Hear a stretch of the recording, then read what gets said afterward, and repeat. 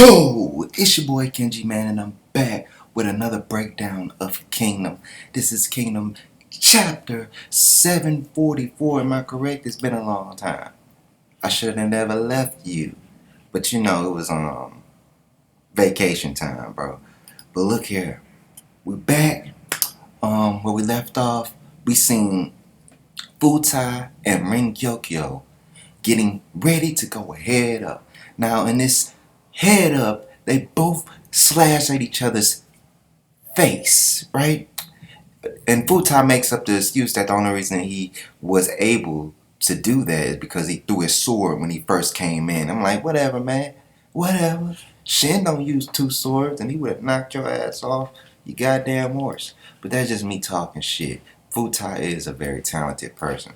But after that, we see Bafuji, who I mistakenly said was the son of Insha.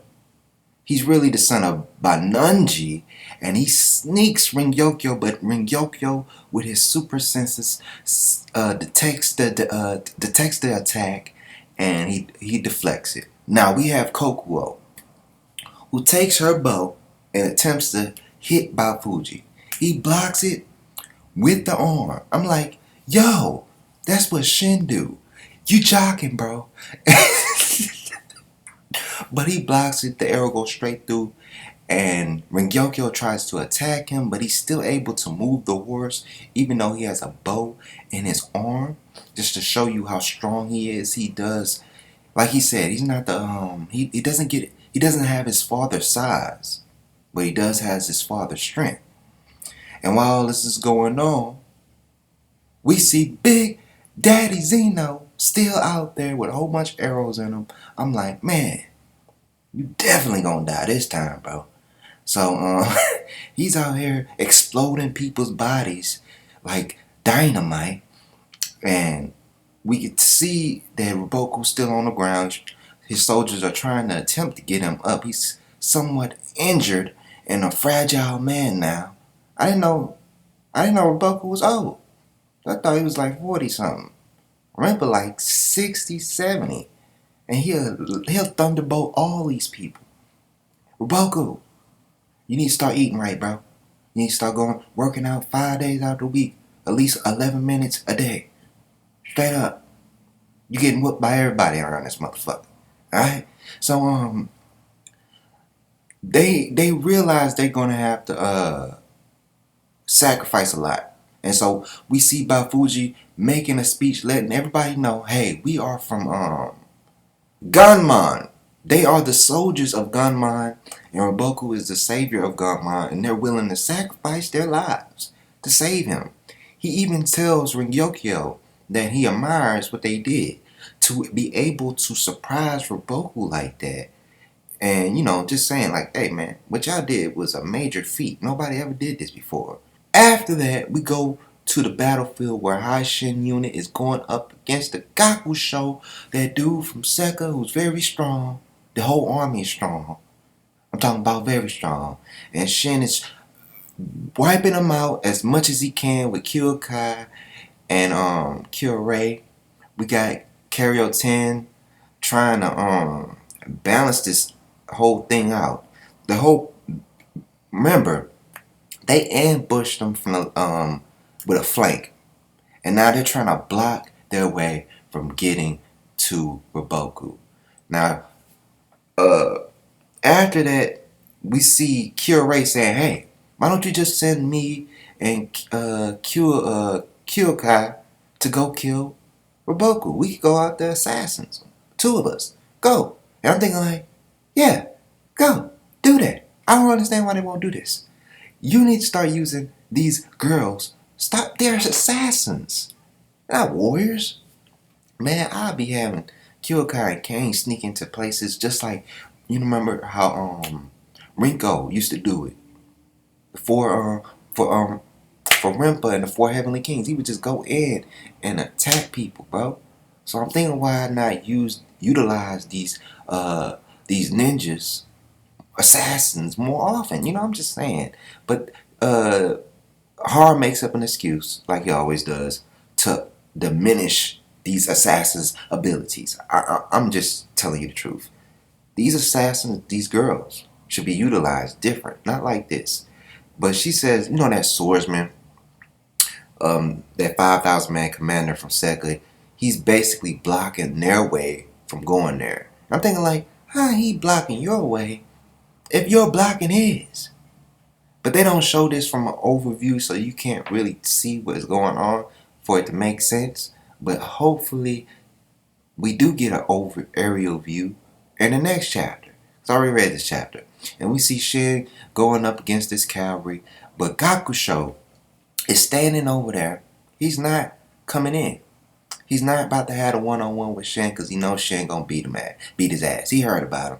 He heard about Shin and how he killed almost all the generals of Zhao. Everybody heard about it. Huh? Huh? Yeah, everybody heard about it. So he killed Hoken, man. Come on, get rid of it. But they realize what Gakusho is doing.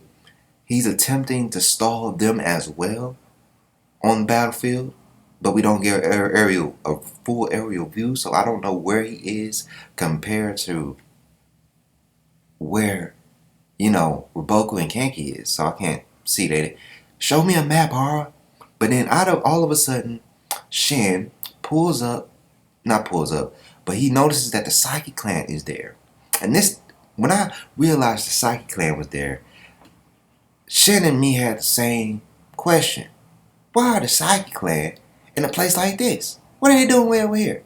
And so Shin moves the Naki unit, the 1,000 man Naki unit, to go help the Psyche clan who was getting bum rushed by cavalry, because the Psyche clan doesn't have cavalry people. So they're getting bum rushed by cavalry.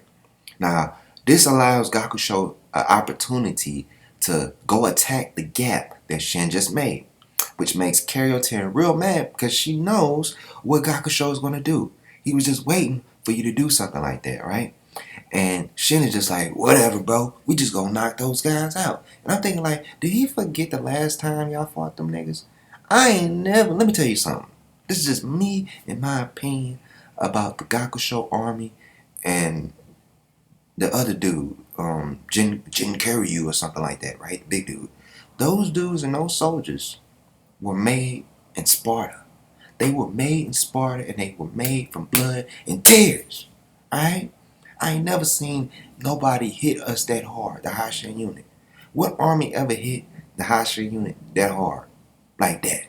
But we was like, God damn.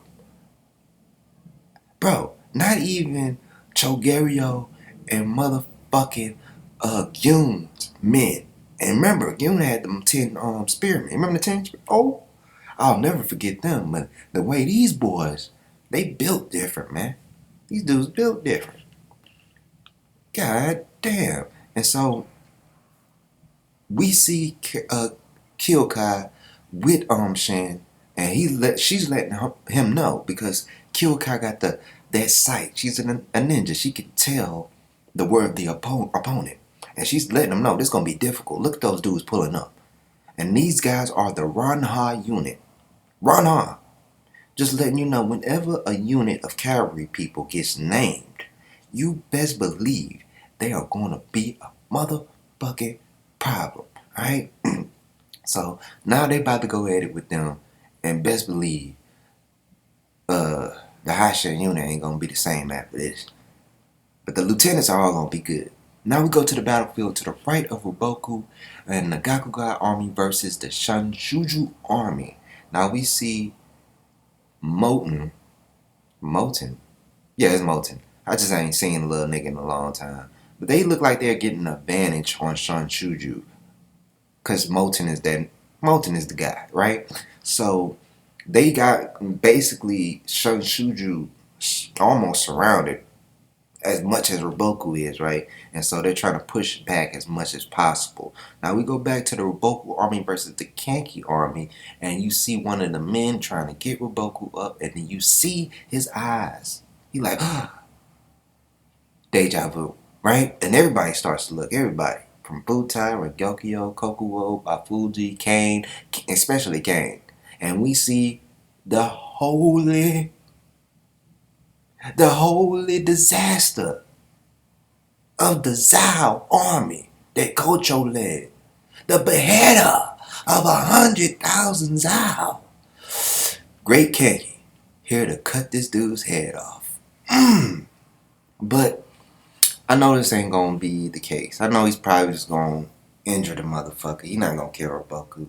But great chapter. I'm just kind of tired of hard with these goddamn cliffhangers. I think everybody got a chance. I think every lieutenant in the Kanki army got a a cliffhanger, right? Rin Yokyo, Kokuo, Zeno, Kanki. It's like, come on, man, stop disrespecting the Kanki army, bruh. But we about to talk spoilers. If you don't want to hear about historical spoilers right now, then you need to get up out of here and not complain. But this is supposed to be the Battle of Faye. If you read the character reviews, then you know the Battle of Faye is where Kanki loses and he ends up escaping with a few of his men. Now, do not get this confused with the story where he runs off to Yarn and betrays the king and allows the king to cut his head off in exchange for, assassin. Like, Kanki would never allow that. Why would Kanki allow himself to get killed? Stupid. Don't believe in it, y'all. Horror already let us know that he's not going that way. He's going the route of what really happened. And then what happens is Kanki is most likely not going to be able to kill Roboku. Alright? Because we know this is not where Roboku dies. Kanki is going to escape with Shin and a few of his men. Remember, if by real history, remember, when Roboku was given the rank to defend the capital, he had a whole bunch of fortresses and walls set up. Remember, this is exactly what happened, right? And we go on the same route as the manga. It's similar, but the only thing different is Ozen. He's the only thing different about what happened. Ozen decided to chase Boku up north, but in reality, Kanki in real life was so impatient about what Roboku was doing with all these barricades and walls. He decided to attack a city, a fort or a city nearby the capital, right? And when he attacked that area, Roboku came in and attacked his camps instead of him, which made Kanki have to return back to save his camps. But then Roboku came in and had another that same city that was attacking come behind him, and now they have him surrounded, and he escaped barely with his life. Now, understand, this is not exactly the same as what's happening in the manga right now, but we will have to conclude that Kanki will escape with a few men and with Shin and Moten, because Shin and Moten are not gonna die right there, y'all. Real history. We know these characters. I have done an overview on these characters for each one of these characters, so you know what's going to happen to them. But just know, Kanki is going to lose his life. Spoilers. Is going to lose his life in the next battle when they finally show Shibi Show. Remember, y'all, think about this. Why would Hara kill Kanki or Roboku right here? He wants the final battle. The final battle versus Zao. This probably is the final fight, really. It's going to be with Shibasho, Roboku versus Ozen and Kanki. It's always been set up that way. It's always been set up. So start falling for these goddamn lies. Start falling for this shit. Boku and Kanki are not going to die right here. Hara is going to give us, even if we didn't know the real history. Come on, y'all. Don't y'all want that type of battle? Where everybody's there. Everybody's there. And it's Ozen, Kanki, versus Roboku and Shibasho and all those guys are there that we saw who were scattered. They're there. All our men are there. And a final battle happens. And somehow Roboku kills Kenji. He's going to get that revenge, bro, before he get his. And somehow during this battle, Roboku was winning and Shibasho are winning too. Guess what's going to happen? Ozen gonna send them spies. He gonna go talk to that prime minister. He gonna be like, "Hey, King, Boku and Shibasho are planning to uproot your throne," which is the case because you got Prince Kai up there. Of course they're doing that, and so of course they're gonna kill you, Roboku. Traitorous, bro. So if that's real history, y'all. If you're a real Kingdom fan, I usually don't make my videos this long. No, I do, but I want to start making them like 10 minutes. But I just want y'all to know that because this is just too many cliffhangers. I'm tired of y'all going, ooh, Kenji, Roboku might die. None of these people about to die. Alright? This is just the battle before the real battle. Okay, people? This is the battle before the final battle. It's your boy Kenji. Subscribe, comment, like, share, do all the thug dizzle. I'm out.